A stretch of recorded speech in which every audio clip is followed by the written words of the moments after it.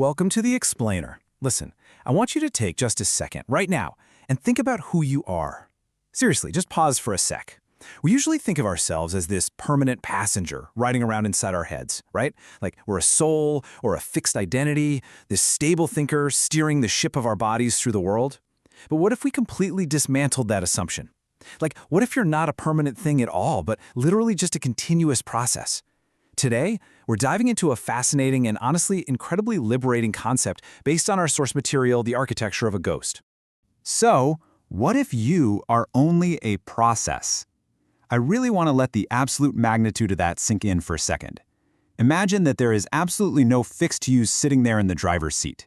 Instead, the thing that you call you is literally just something happening. It's unfolding moment by moment, completely on its own. No central authority, no ownership, no big CEO behind a desk up in your brain calling the shots.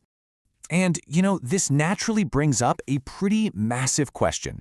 If you are really just a shifting momentary process, then what exactly are you protecting every single day? I mean, we spend so much of our daily energy defending our pride, arguing our opinions, guarding our status. But if there's no actual fixed identity in there, who on earth is trying to protect it? Okay, let's dive into Section 1, the assumption of you. Ever since we were little kids, our entire experience of life has basically been organized around one massive assumption. We just naturally assume, without ever really stopping to check if it's actually true, that there is a someone in there living this life. We assume thoughts feel like me thinking them. We assume memories feel like my past. And we assume decisions feel like my choices. When you decide to grab a sandwich for lunch, you just assume I made that choice. We automatically take all these completely different, fleeting little experiences and we just tie them all together to this fictional central controller. But let's slow the whole thing down for a second and actually look at the mechanics of a mental event. If you watch really carefully, none of these things arrive like a command from headquarters. First, step 1, a thought arises. It just kind of pops up, right? Step 2, a feeling naturally follows that thought. Step 3, a reaction forms based on the feeling. And finally, step 4, a label is applied to the whole thing. This entire sequence, it simply happens on its own. Which leads to this really profound realization. The idea of a person is constructed entirely after the process has already happened. It's kind of like a sports commentator calling a play after the whistle has already blown. The whole chain reaction of thought, feeling, and response, it happens completely on its own. It's only after it's over that the mind swoops in, slaps a label on it, and says, "Oh, this is what I did." The person is literally an afterthought. So that brings us to Section 2, the process reality. Okay, so if there isn't a little person inside our heads calling the shots, what is actually going on? Well, it's a chain of conditions. Let's trace how this self-running sequence actually works. Step 1 is contact. Let's say your ear makes contact with a super loud car horn. That instantly triggers Step 2, feeling, maybe a sudden jolt of adrenaline. That feeling conditions Step 3, a reaction. Your body physically tenses up. And that generates Step 4, perception. Your brain registers danger. And here's the kicker. This continuous process operates entirely without a central control point. It is a completely self-running sequence of events. If you really look closely at this moving formation inside your own head, there is absolutely no physical or mental location where you can find a permanent self. There's just movement. Just formation, just continuation. It's literally just a process. Consider this massive epiphany from the source text. The mind does not have experiences. Experience is what the mind is. Just let that sit with you for a moment. You are not a container holding experiences. You are the experience itself. There's zero separation between the thinker and the thought. The thought is simply what is happening. All right, let's move into Section 3, why the illusion persists. Now, it is completely natural to be pretty skeptical right about now. You're probably sitting there asking, well, if I'm just a series of processes, why does it feel so undeniably real? Like, why do I feel like me?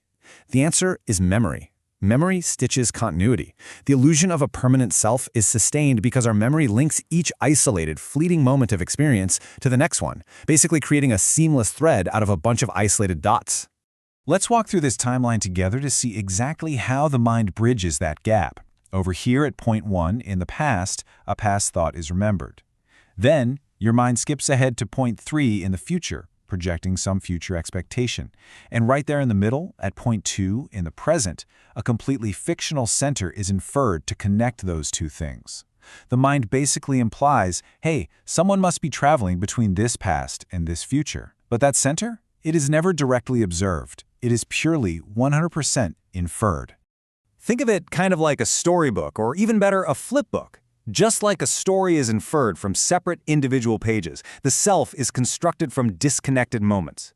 If you flip those pages really fast, it looks like a single continuous moving picture. The illusion of you isn't created by one single overarching thought.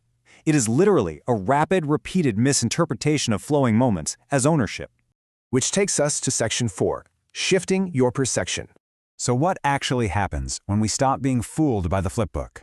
Well, a massive psychological shift occurs. See, when we view experience as possession, it feels heavy.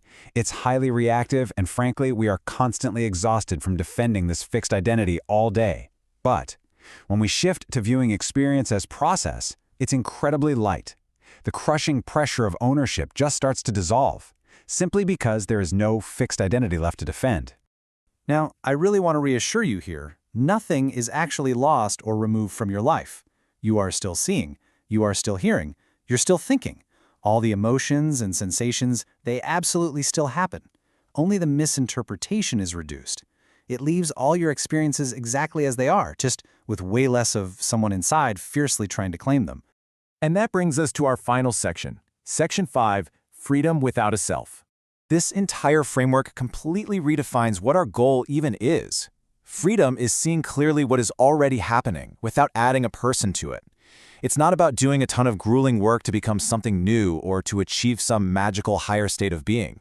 It's honestly just observing the ongoing process of your life so clearly that the entire heavy, complicated structure of the self just sort of loses its necessity. So I want to leave you with this final, really provocative question. The question is not whether life exists. I mean, life is clearly happening. The question is, can the you assume is living it actually be found? Next time you feel frustrated or super proud or really defensive, look closely. Try to find the actual person inside who is experiencing it. You just might find that there's nothing there at all, except the beautiful, continuous process of life itself. Thank you so much for joining me, and I'll catch you on the next explainer.